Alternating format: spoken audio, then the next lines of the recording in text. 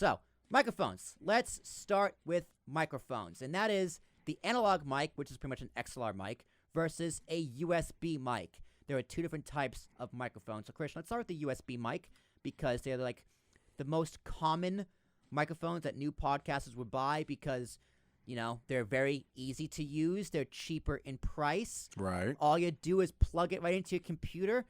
It's very good for an individual who is just starting out. However, the big old con, it limits the number of people you can have on your podcast. It limits it to one in the same setting, and that's because your computer cannot pick up more than one audio input unless... That's true. That's pretty much true. I don't know if you did a virtual drive, if you could do that with two USB microphones. I'm going to assume not, but if you're buying a USB mic and you know what virtual drives are, you probably know how analog mics work, so just don't do that. That sounds very foolish. Yeah. Now, if your podcast is remote and you have all of your guests over Zoom or Google Workspace or whatever, Google Hangouts or whatever podcast platform you want to use, a USB mic is good, but if you have two people face-to-face like Christian and I, we could not do this podcast how we're doing it with USB microphones. This couldn't be done. Right. And now, Christian, like, what is the difference in, like, how do USB microphones actually work and, like, how it picks up audio compared to an analog microphone? Well, they're not all that different. A USB mic is, in fact, analog. Because your voice is analog, it takes a signal and it you know, changes it into ones and zeros, and then it goes into your computer. But USB, just because of the technology, the cable, it isn't as effective.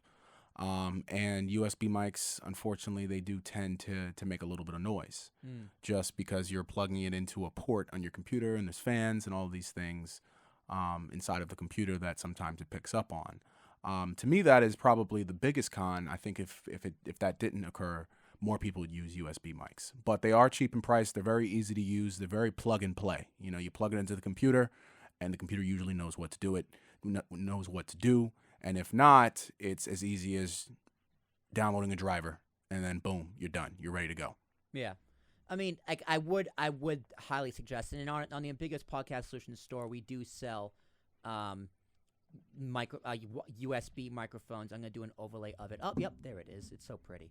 This is the NT USB Mini Studio Quality USB microphone. It's great.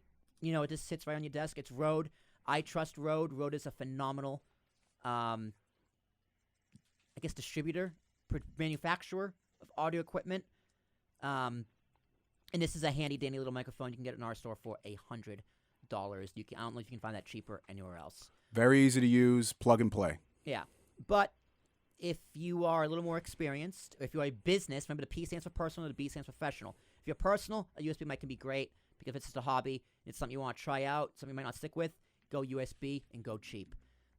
But if you're a business and you kind of want to make yourself sound professional and a little more studio quality, go with analog, which is an XLR mic, which is pretty much what this microphone is. You can see a little plug on the bottom here is not a USB cord.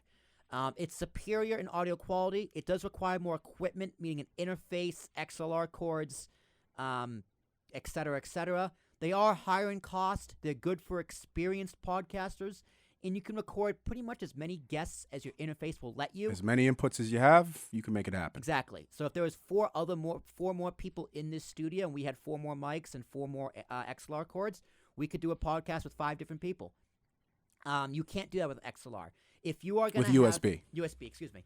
If you're going to do face-to-face interviews, you have to have these microphones, unless you split a USB mic, which will sound even worse.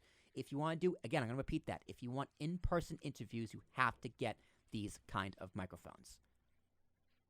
My question? Definitely. Now, kind of explain how the XLR mics, the analog mics, get rid of all the, like, what makes them more superior, other than just the fact that you plug it in the fans and all that fun stuff? Well, to kind of dive into the USB thing, it creates what's called like a USB phantom loop. There is now people that are getting, I won't completely discount USB mics. There is an adapter that you can get will isolate and get rid of that noise. Mm-hmm. So if, you just starting off, but you're like, I don't want any of that, there's a small adapter that you can get that will get rid of that. But to answer the question, analog mics, they tend to be more expensive. So what that means is that the components inside of them are more expensive. You know, things can be cheaply made, and things can be, made on the cheaper side, cheaper components. I'll go back to you real quick so you could show the microphone. That is the Audio-Technica AT2020. AT2020. I have used this mic in the past. I love this mic. Audio-Technica is another. Let me get out of the overlay. Audio-Technica is another excellent manufacturer of audio equipment. We do not sell this one on the store. We do sell one a little more higher quality, which is called the Rode NT1. It comes with a kit, so you get more than just a microphone. You get some of the other stuff in there. Links and everything in the description down below. But how you can really tell the difference between a USB and a XLR mic is simply just where am I? Down a little bit. Put my There, right there. to the left. My There face. you go. You there you you go. see these 3 little prongs? Those 3 little prongs is what connects the cord, and that goes into a interface. But yeah, these little handy dandy things also. Yeah, show them the. Why don't you plug one of those cables into it? Plug one of the cables in. So Yeah. This is the XLR cord. As you can see again, this is the male ends. You can see the 3 little Right. prongs. This is also the male ends, and then the other ends. Let me get to the end of this cord here. I love fun playing with cords. This is the female ends. This is what you actually plug into the microphone. So this would just click, bam, right into there, and the other side would click right into your interface, which would then go into your computer. Absolutely. Also, what's kind of different about these mics, I don't know how USB mics kind of differentiate, but for this one in particular, you guys speak into a certain side of the microphone. So I'm kind of using a light here to find it. There is a cord that goes into the back of the actual microphone. This part around here is just a little cage. But Right. the actual part you speak into, you speak right into Right. here. There's a Typically- coil Yeah. in the front, and that's the usually the side with the label on the front is usually the front. Yeah, you'd speak into the brand. Right. Pretty much. And Right. yeah. So yeah, I mean, again, in terms of why XLR mics are better, they have more expensive components in them. Yeah. It's just thinking all a microphone essentially is an ear. You want a cheaper ear, or you want a more expensive ear to hear your voice in the way that it's actually being projected. Not to mention XLR mics, condenser mics specifically, because they have more expensive components, they can't just be powered by a USB cable. They need 48-volt phantom power, which is something that would be on your interface. And yeah, the interface we got, Christian, that has the phantom power, right? It's already built in. Yep, it's built in. You press a switch. These particular microphones don't need phantom power because they're dynamic microphones. Right. But a lot of podcasters will be using condenser microphones, which do require phantom power. Do I remember when a while ago when I was podcasting, my Kings of the Rings podcast, I had Ricky and Dave in my apartment. Right. And my mixer didn't have the 48 volts, so I had to buy a power supply. Really? So I had to do XLR from the mic to the power, and then power to the mixer. Right. And then the other 2 mics were just like a regular stick mic, because Ricky emceed. So it was just like a regular stick mic, like a singer would use. Yeah. And then Like a Shure I or think something. we had 2 of those. So those just plugged right into the mixer, and those were fine. Yep. But I actually had to use this because this mic required the 48 volts. Right. So that was a pain because I didn't have an interface. I had an actual like guitar mixer for like music and stuff. Right. And the thing is, if you do invest in an interface, which they're a lot cheaper now. They are. We're not talking about days where where people are spending thousands and thousands of dollars on a mixer. There's some that are $100. You can get 2-channel in most podcasts. I would not suggest you do like 3 guests or like a panel for a podcast because people can talk over each other, and it's just more expensive, and it's just more things can go wrong. It requires more computing power, all this, that, and the third.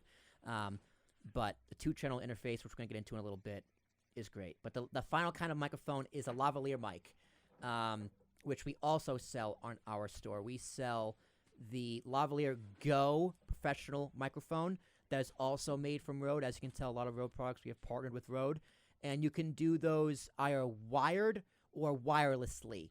So with that, you would have the AI micro compact audio interface. It's about this big.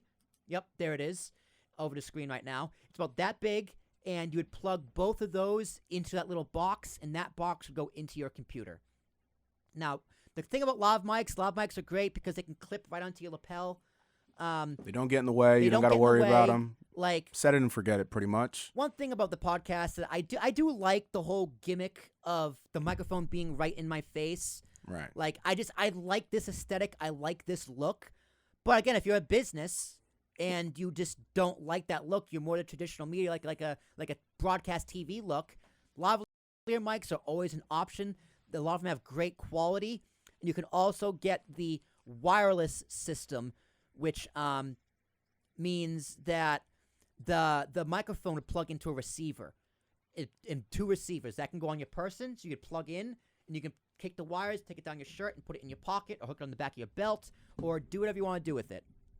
Those connect to a wireless receiver, which is good if you have an engineer, because like if you're sitting at this desk and Christian wants to get the microphones, doesn't need a cord to go all the way in there. The microphones will automatically connect to his receiver, and that will be plugged into the interface and go into the computer. So I have used those personally. Yep, they're on the screen right now. Well said. These little pouches. You want me to switch back to you? Yeah, these little pouches, they are excellent. They are battery charged, so if you're going to do a podcast, they do last a long time. You know, I've had them last 3 or 4 hours without any issue. Best practices, make sure you're charged up. Make sure they're charged up, because they can take a little while to charge. They're charged by USB-C into USB. So, they're great. I've used them on the road. I think they're outstanding. The lavalier mics are pretty solid. But again, that's just an option for you to do what you want on your podcast.